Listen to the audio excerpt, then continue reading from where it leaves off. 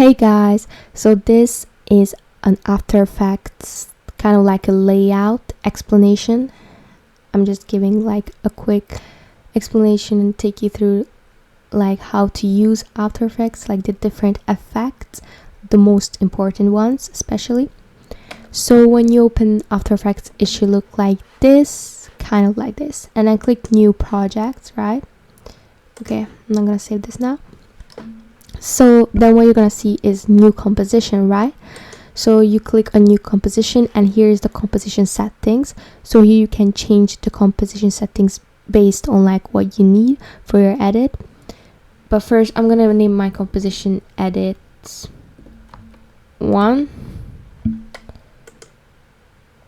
Okay, then you can also change like the width and height of your composition, but I'm gonna post my edits. I usually post my edit on TikTok or Instagram, so I'm just gonna leave it like it is. And then the background color, you can also change it, but I usually just leave this as it is. So then click OK. So my background looks transparent. I don't know why actually, but yours might look either like black or whatever you chose as your background color.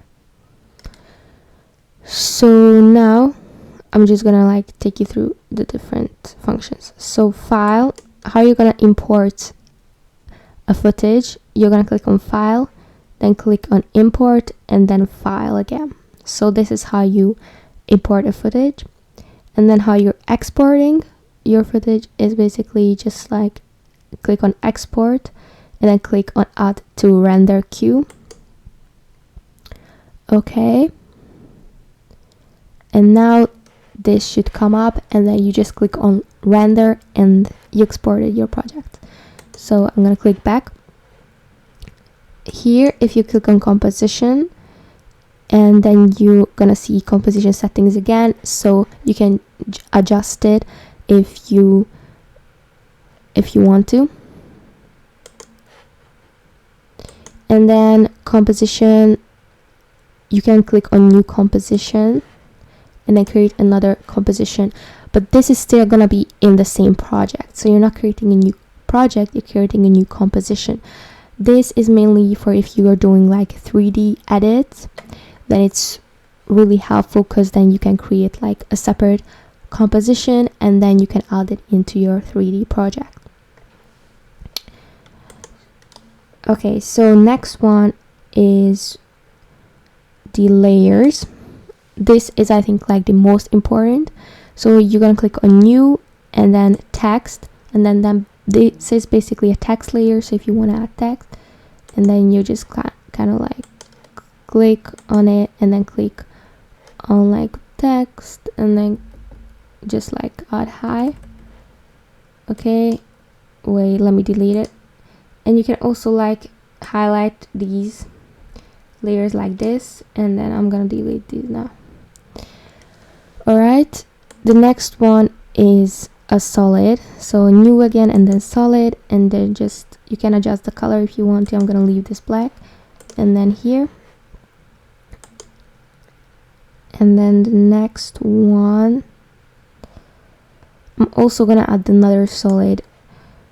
Alright, okay, so next one, this is the camera. So if you're doing like transitions with camera movements, then you can just like click OK, once precision, OK, and then basically you're just gonna connect this to a null object layer. Okay, so the next one is the null object layer. This layer is the most important because basically you use this layer for every transition. So you just have like your pre-composition, and then you just like connect it to a null object layer. I'm gonna also do a video about like the pre-composition and how to get started like for an edit. Alright, so then you just have like this null object layer. Basically you use this for every transition, but mainly for 3D transitions. Okay, next one is the adjustment layer.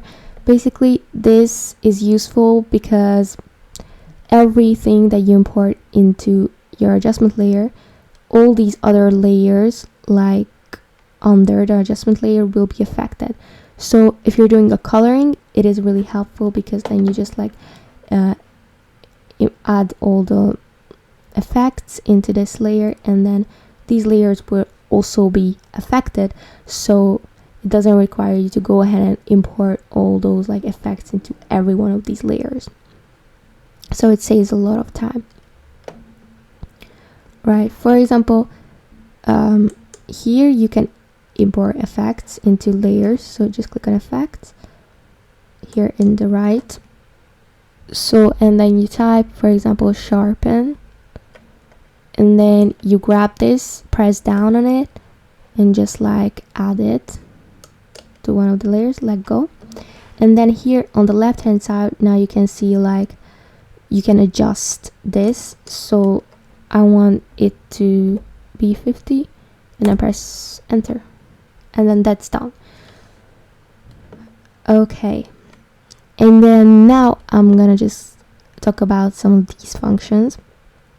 So this is the masking tool, so just click on it, and then here are gonna be like all the different shapes that you can use for masking.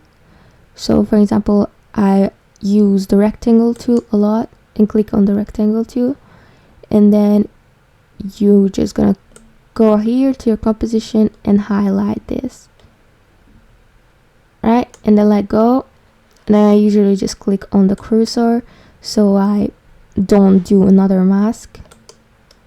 All right, okay,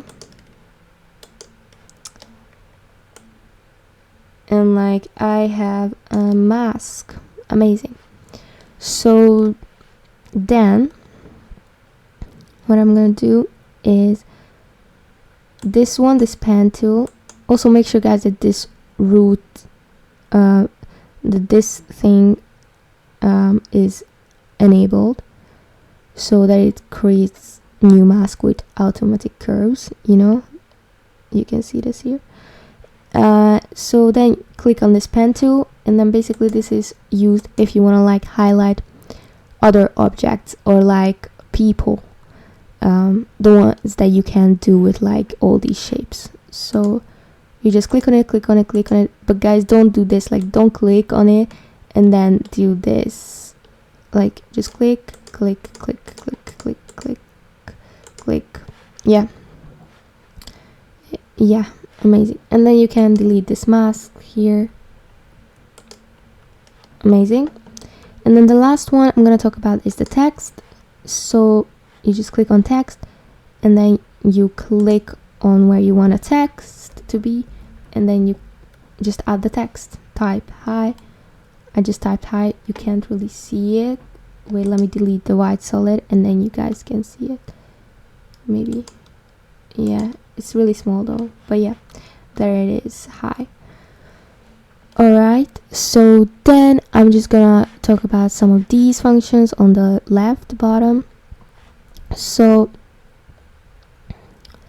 this pancake icon is the motion blur that you use, like it should always be enabled because it makes your edit smoother. So just click on it and it should turn blue. When it's blue, it's enabled. When it's not, it's not. So click on it and make sure it's blue, and then add it to all your other layers by clicking on them. Alright, now this kind of cube icon is the 3D layer icon, which is used for 3D edits. So if you're using 3D edits, just enable them here. Okay, and then these icons are obviously like if you want to see the layer, then you enable it. If you don't, then you disable it. And then this is for the sound, the same. And then you can connect one layer to another by like pressing on this icon, and then you can go to here and then let go, so like this, and then you can connect it. So, and the last thing I'm gonna talk about is just the graph. So more about the graph. So basically, if I click on the graph now, you can't see anything because no keyframes are enabled. no keyframes are highlighted, so you're not gonna see anything. But for example, now I'm just gonna do a short little, like something kind of like a transition, but not transition. I'm just gonna type in values.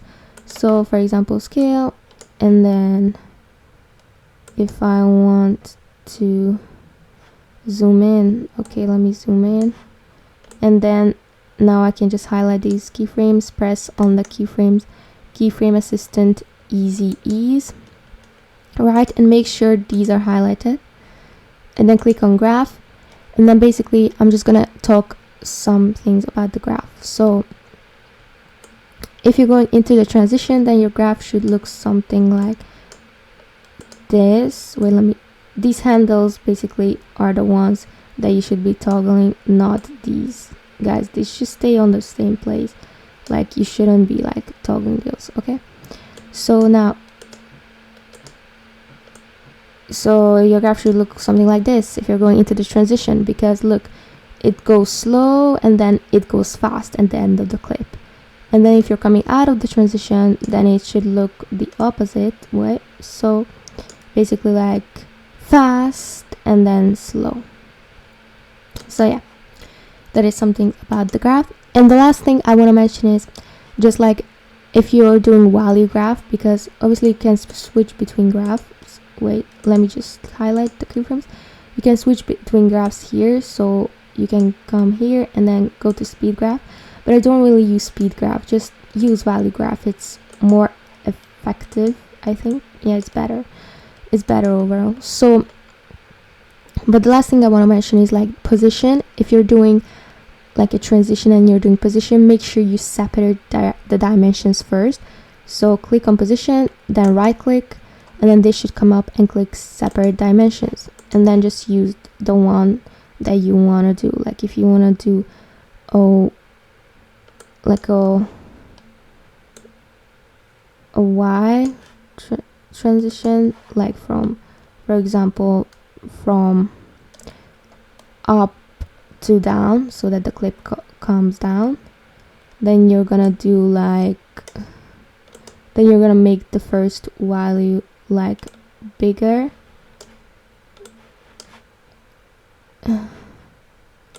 make it go up, I mean smaller, guys, just make it go up. Okay, and then the next value should be the same, like come down, right? And then you're gonna highlight it again, press on keyframe assistant easy ease, and then you can just adjust the graph, guys. If you don't separate the dimensions, then your graph is not gonna be here, so it's not gonna look good. So please separate the dimensions if you're doing value graph, if you're using value graph. Yeah, so I hope you enjoyed this video and that you learned something from it. And I'm also going to do other tutorials in the future, so make sure to follow along and subscribe to my channel. Okay, bye!